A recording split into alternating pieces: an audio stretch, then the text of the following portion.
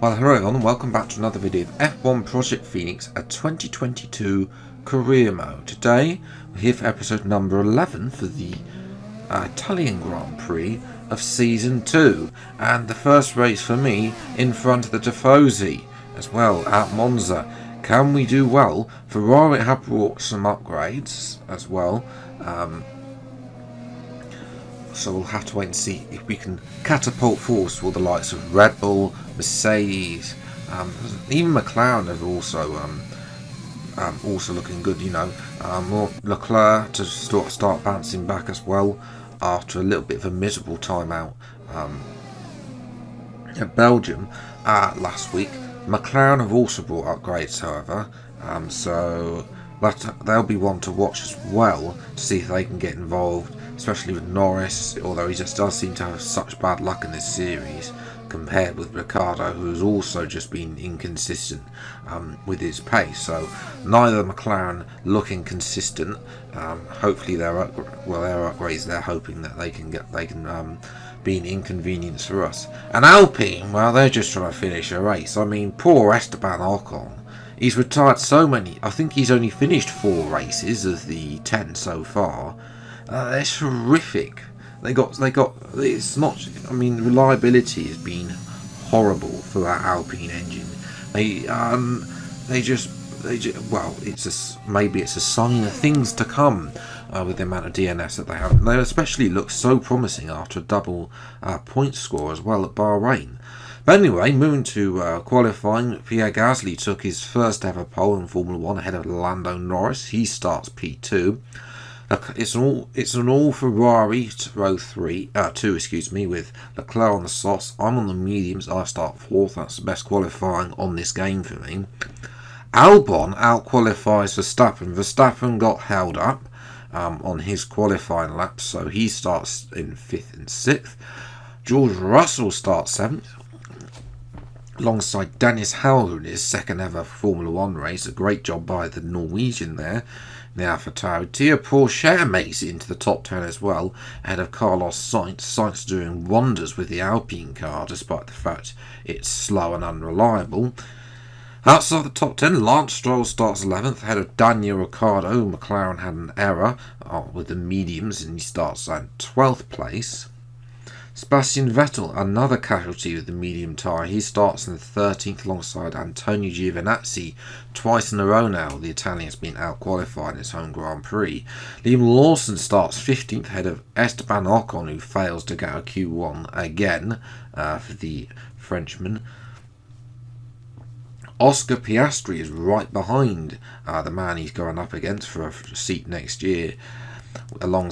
He's joined alongside by Mick Schumacher in 18th, and Bottas and Colton Herta round off today's grid for today's Italian Grand Prix. Now it's time for the race.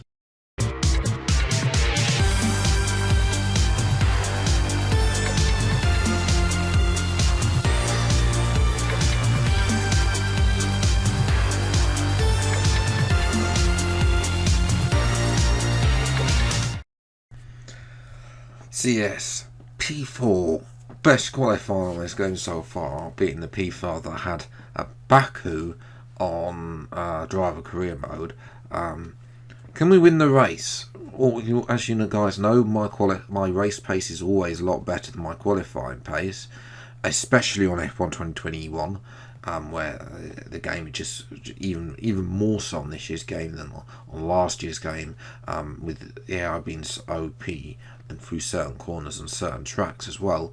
So we'll have to wait and see. It'd be nice to win in front of the Tifosi as well. Race strategy is going to be a one-stop from medium to hard, but with the tyre wear, because there has been a tyre wear upgrade that Ferrari have brought, we might change that up and go medium to soft instead, if we can stretch those mediums. We'll have to wait and see. That's what the start on the mediums gives you, that option. 5 red lights then to the Italian Grand Prix, the home Grand Prix for Ferrari. 5 red lights out no one way, and it's a good start compared to Leclerc. Norris has had a great start in front of Gasly there. We're going to dive down the inside of Leclerc, almost running into the back of Norris there, but we're able to move up into P3. Norris is able to accelerate ahead of Gasly and take to lead the Italian Grand Prix. Fortunately though, there was a little bit of contact between myself and Leclerc, unintentional, but Leclerc unfortunately is coming into the pits as well. And well, as we jumped to lap 4, then Norris is now coming under big pressure from Gasly. But again, the curse of that inside curb at turn 2 means that Norris gets the better traction, is able to stay ahead. The same with Verstappen getting ahead of Albon, but this time Gasly's actually through at that attempt a lap later as well. As we take a look down at the rest of the grid, we've got Russell's behind, is fallen behind his teammate Stroll. Great start there for Schumacher. He's up multiple, not 9 places, I think that is, up to P9 as well. So we're going to jump later in the race now to lap 11.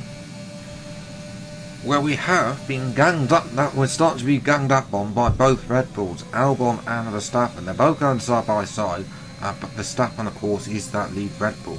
But you notice we're going past lap 11 now, because the tyre wear is actually less than originally thought. So we're going to carry on, and we're going to try. I think we're going to try that alternative strategy of trying to stretch this as long as possible and see if we can fit the soft tyre instead of the hard for the second half of the race. As we jump to board, as there's contact between there's a pile up and a half there between Hauger, I think that's Ocon, and Russell there. Hauger, unfortunate, the sitting duck could get pinched there. Both Alpines out as well. Sainz got caught up there as well. So we're going to come into the pits under the safety car then. We probably could have gone a couple of laps more, I reckon. But nevertheless, we've done pretty well to do 14 laps. We're going to put a set of soft tyres on still, as I said we were going to. I feel like, by the time we get this underway, we'll probably have 11 laps left, which we should be able to manage. It might have a little bit of high tyre wear, like 65% maybe in the end, but, it should be able to manage it. So under the safety car then, Pierre Gasly leads. Norris has lost out big time, but he's on a 2-stop. So he's gonna jump. He pitted on lap 8, so he surely is on the pit stop, 2-stop, excuse me, as Sebastian Vettel is out of the race with an engine failure, and he's holding he was up in P5, so he's holding pretty much the rest of the grid up. So the safety car did an extra lap, which I will say thank you for, because less tyre wear for me as well. And the safety car comes at the end of lap 16, so we're going to have 10 racing laps to the end on these soft tyres. And the first order call is getting past Pierre Gasly as well. Our teammate Charles Leclerc, I think, is down in second to last place. So we've made the strategy gone well, and we're up into the lead there of the Italian Grand Prix. The Tifosi will like that. Confirmation on the mini-map that Leclerc down in second to last place, but it's not over yet. Gasly's gone past. We're going to let him pass to try and get DRS. Not able to push away. Don't have the overwhelming pace in this Ferrari, which is a little bit annoying considering the upgrades that they bought to the team, but they haven't been able to. There's a huge dive bomb on Gasly there. A little bit of touchy one, and Verstappen has been able to get past there. Look, how does this look off board? A little bit of an iffy dive bomb, but Gasly gave us a space there, and he takes that inside curb, which obviously Verstappen goes past. But Verstappen and Gasly, I think they've made contact there. We'll have to wait and see if they come in or not. Bottas is now P5 ahead of Colton Herta and Mick Schumacher. Maserati and Andretti have scored 1 point all season. They're 7th and 8th. Although as we jump to Verstappen, he's fallen behind me. There's a visual gap as well, and they're both coming into the pits. Both Gasly and Verstappen come in. So this is now the battle for third place. Bottas is third. Colton Herta is fourth. for Maserati Andretti, and there's Leclerc. Leclerc has come from the back. He was second to last, and now he's up to 5th place. And I'm sure that Leclerc, with the pace the Ferrari's got over the Williams and the Maserati Andretti car, should be able to power past here for a podium. So this is going to be very good for the Constructors' Championship as well, and obviously Leclerc's Drivers' Championship as well as unfortunately the Maserati Andrettis don't have the pace to stay in front. The likes of Stroll and Giovinazzi, and both of them now are going to fly through those two cars, unfortunately for them. There is a gap behind them, so hopefully they should be able to catch on for some lower points. As jumps to the penultimate lap, Parabolica Albon is the only man that can stand in our way. Leclerc is some 10 seconds behind at this moment in time. We are weaving on the straight to try and break the slipstream of Albon, who has DRS. Let's jump into the final lap. Albon not able to get past and accelerate out of Parabolica up to the line. Thank you very much. And it's the first race win for me in this series, and that's definitely a payback for what happened at Canada as well. On Albon, who comes home in second. Leclerc did very well to recover to P3. Stroll finished 4th, so a good job from him. Giovinazzi 5th. Mick Schumacher in the end finished 6th, so that's 3 big points for Maserati Andretti. Porsche finished 7th again. Lando Norris picked Bottas to the final point in the end. Oscar Piastri as well was closing in as well, actually, on that lot as well. So good job from Piastri in the latter stages to close up. Colton Herta dropped to 11th in the end. Unfortunate for the American not to get his first points in Formula 1. Yeah, Gasly finished, and Verstappen only 12th and 13th after their early collision. Ricciardo had a 3-stop as well, so he finished 14th. Not a great race for the Australian. And Liam Lawson, not too sure what happened to him. He did do a 2-stop, but you know, it wasn't really anything. I think I got caught up as well behind the safety car.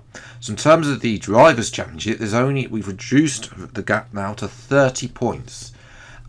With 39 available, it means that only myself, Leclerc and Verstappen can win the Drivers' Championship of 2022 in this series.